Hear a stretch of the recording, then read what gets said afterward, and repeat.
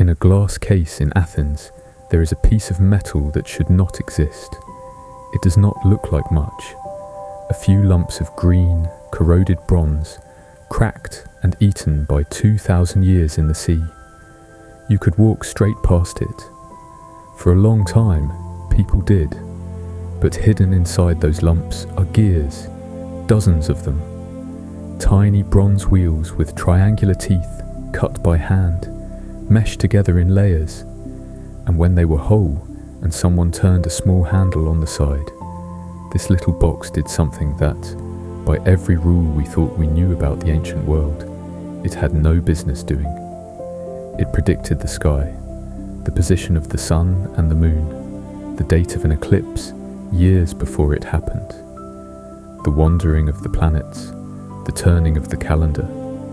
It was, in every meaningful sense of the word, a computer, and it was built more than 2,000 years ago by the ancient Greeks.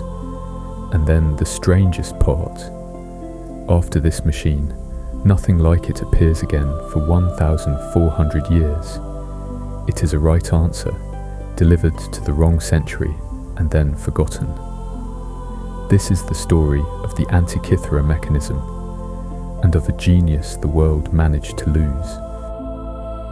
It begins, as these things often do, by accident.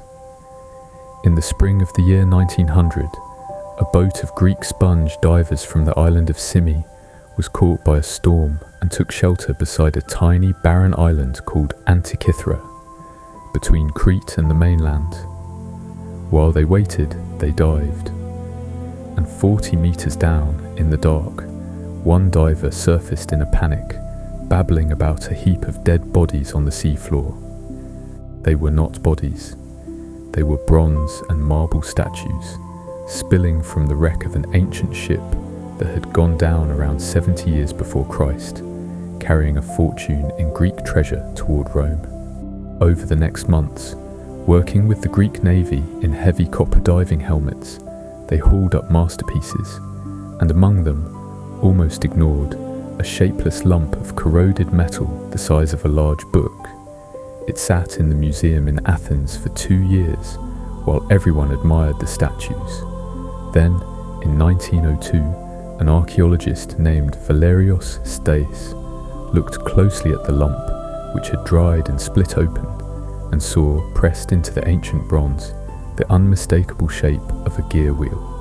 A gear, in an object, from the 1st century before Christ. It made no sense. Clocks with gears like this were not supposed to exist for well over 1,000 years. For decades, the little machine sat as an embarrassment and a riddle, too advanced to belong to its own time, and no one could say what it was for. To understand what they had found, you have to imagine it whole.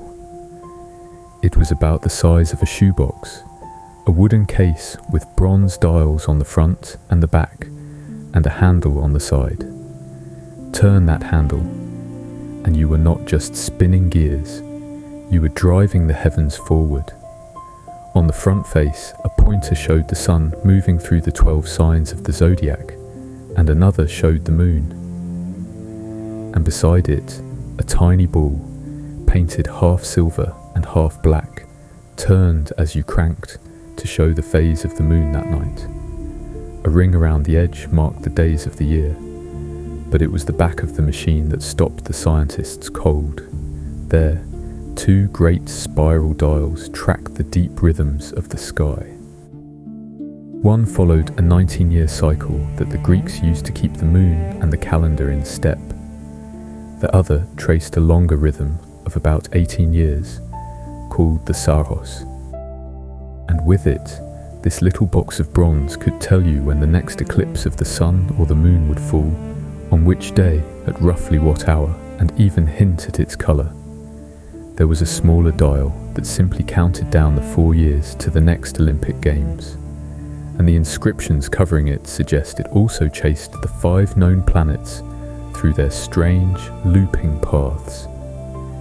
Everything the Greeks knew about the sky, centuries of patient watching, much of it inherited from the astronomers of Babylon, folded up and turned into brass, and made to move at the turn of a hand.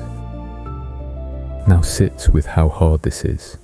This machine has at least 30 interlocking gears, some with over 200 teeth, each one cut by hand, arranged in layers so that a single turn of the handle drives every pointer at its own correct speed. There is even a clever pin and slot arrangement that makes the moon speed up and slow down across the sky, exactly as it really does.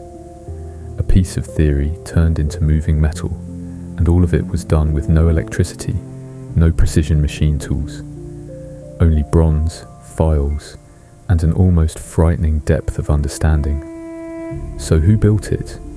We genuinely do not know. But the ship was carrying goods in the style of Rhodes, an island that was home to Hipparchus, the greatest astronomer of the age. And the very theory of the moon that is built into the gears is his. Some think the machine came from his circle, or from the school of the philosopher Posidonius on that same island. And here is the part people forget. This was almost certainly not the only one. The Roman writer Cicero, living in that very century, describes seeing devices like it. One supposedly built generations earlier by Archimedes himself, a bronze sphere that reproduced the motions of the sun, the moon, and the planets. The machine in the case in Athens is not a bolt from the blue. It is the one survivor of a whole tradition of genius, the single page that happened not to burn. Which brings us to the two hard questions. And this is where the wonder meets honest doubt. First, did it actually work? For a century, we assumed it was a precision instrument, but in 2025, one team took the detailed scans, measured the errors in the hand-cut teeth, and argued that those errors were so large the gears would have jammed, that as a working tool it may have failed, and been closer to a teaching model or a rich man's showpiece. And yet, in the same breath, they admitted their scans might be exaggerating flaws that 2,000 years of corrosion had added. Against them, a study in 2024, using mathematics borrowed from the hunt for gravitational waves, showed that its calendar ring was divided with beautiful precision into the days of a lunar year. Careful genius or glorious near miss? We honestly cannot yet say. And second, the question that really haunts: if they could build this around 100 years before Christ, why does nothing like it appear again until the great astronomical clocks of Europe, 1,400 years later? The sober answer is not magic and not aliens, it is fragility. These were rare, handmade treasures, not mass-produced. There was no printing to copy the knowledge widely. Wars came, the Hellenistic schools faded, Rome had other priorities, and libraries burned. A tradition that lived in a handful of workshops and a few brilliant minds is a candle in a draught. Blow out enough of them, and the light simply goes, and takes 1,000 years to relight.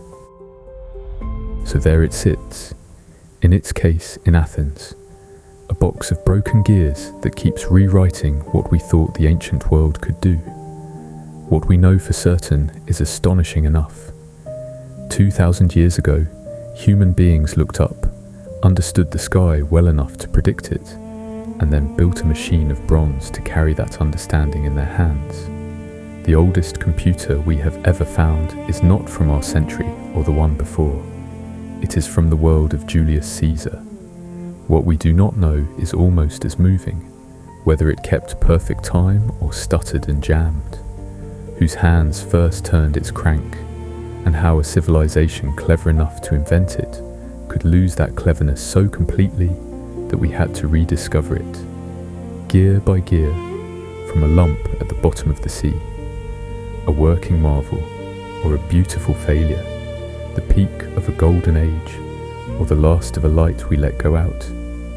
Look at what they made 2,000 years ago, and ask yourself the real question.